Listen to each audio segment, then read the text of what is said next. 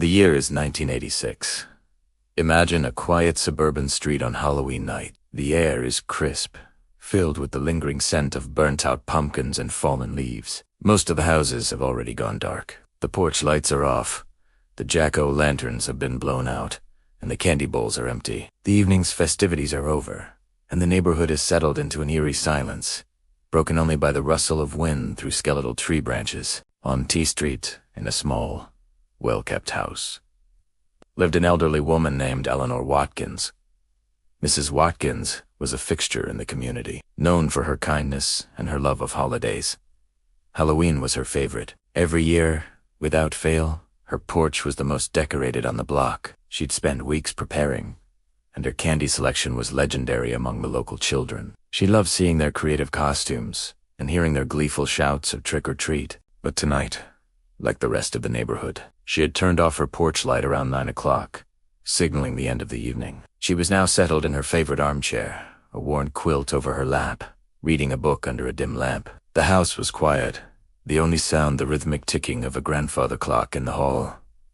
It was nearly midnight. She was just about to close her book and head to bed when she heard it, a sound that made the fine hairs on her arms stand up. Ding-dong. The doorbell.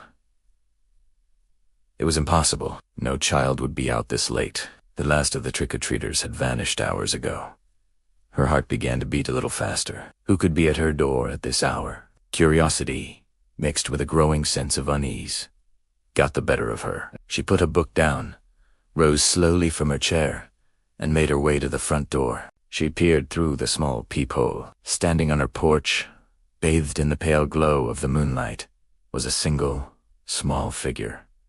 It was a child, or at least, it looked like one. The costume was strange, though. It wasn't a ghost, a vampire, or a popular cartoon character. It was just a dark, plain robe with a deep hood that completely obscured the face. The figure stood perfectly still, a stark silhouette against the night. Eleanor hesitated.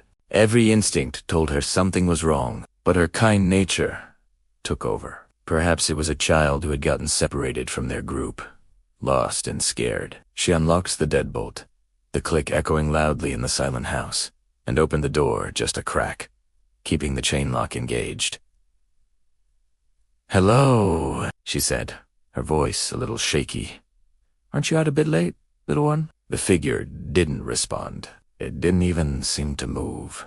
The only motion was the slight sway of a candy bag held in its hand. Eleanor noticed the bag looked unusually full, bulging and heavy, as if it were filled with rocks instead of candy. "Did you lose your parents?" she asked, trying to keep her voice gentle. "I'm afraid I'm all out of candy for the night." The child remained silent. The deep hood was pointed directly at her, a void of blackness where a face should be. Eleanor couldn't see eyes, a nose, or a mouse, just an impenetrable shadow. The silence stretched on, thick and unnerving. The ticking of her grandfather clock seemed to get louder, marking each 10th second. "Can you tell me your name?" She tried again, her hand trembling on the door. Finally, the figure moved. It lifted its head slightly, and a voice emerged from the depths of the hood. It wasn't the high-pitched voice of a child, but a low, raspy whisper that seemed to scrape the air. The words it spoke chilled Eleanor to the bone. "I'm not here for candy." Panic seized her.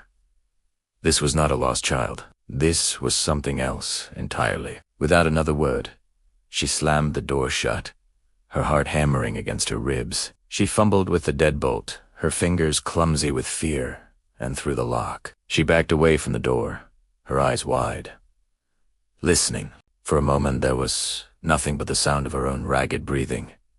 Then she heard it. Slow, deliberate footsteps on her wooden porch. One step, then another. They were heavy, too heavy for a small child. The footsteps paced back and forth, a slow, methodical rhythm of wood creaking under an unseen weight. Then, as suddenly as they started, they stopped. Silence. Eleanor stood frozen in her hallway for what felt like an eternity, straining to hear any sound from outside. There was nothing.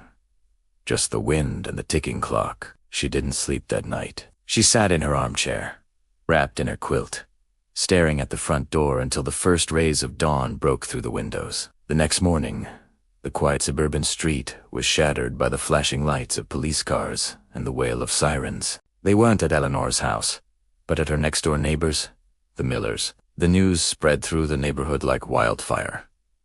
There had been a break-in. The Miller family had been away for the holiday weekend, and someone had entered their home sometime during the night. Police canvassed the neighborhood, asking if anyone had seen anything unusual. Several people reported the same thing. Late last night, they'd seen a small figure in a dark, hooded costume walking away from the direction of the Miller's house. It was moving slowly, dragging a heavy-looking bag, but in the darkness, no one could get a clear look. The figure simply vanished into the shadows. No suspect was ever identified. Nothing of significant value was reported stolen from the Miller's home, but the place had been disturbed in a deeply unsettling way. Furniture was moved, family photos were turned to face the wall, and every clock in the house had been stopped at midnight. When the police spoke to Eleanor Watkins, she told them her story. She described the late-night visitor, the chilling whisper, and the fear that had gripped her. The officers listened patiently, taking notes. As one of them was about to leave, he turned back to her at the doorway. "Ma'am," he said, "I just have one last question. You said the person rang your doorbell." "Yes, that's what started it all," Eleanor confirmed. "It was Solate. It startled me."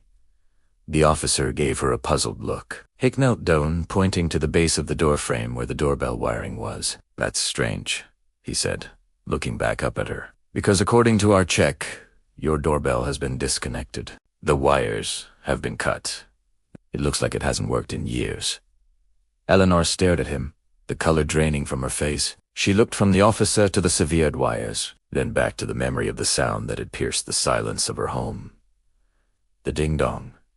The sound that couldn't have happened. The sound that had drawn her to the door. She realized with a surge of cold terror that whatever was on her porch that night, it didn't need a working doorbell to announce its arrival.